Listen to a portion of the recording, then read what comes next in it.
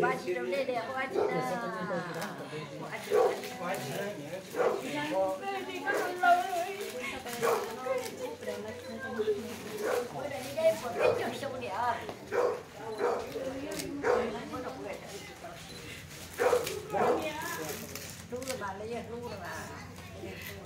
Má chỉ có con nữa, bắt từ xe này.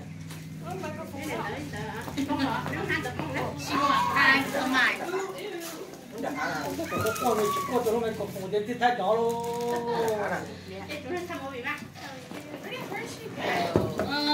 Lâu. Vậy thì sao mình làm con thay này? Đó. Thay mà.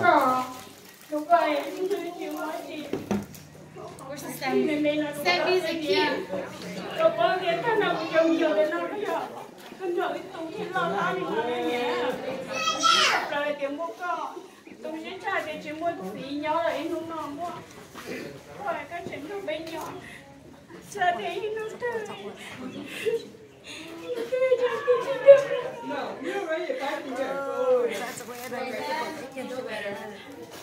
Cho mấy nhỏ cũng ba cũng chị nó lấy không có ba mấy con lắm rồi thì lúc xếp sập rồi nó mà nó khắc phục nên này là được con mà cái đó con nhớ được cho mấy nhỏ té lắm mà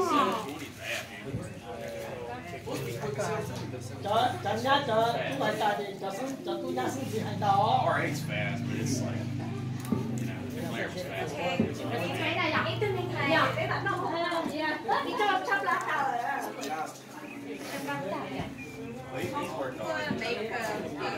nó sau nó cho nè mấy chua nó có để nó cho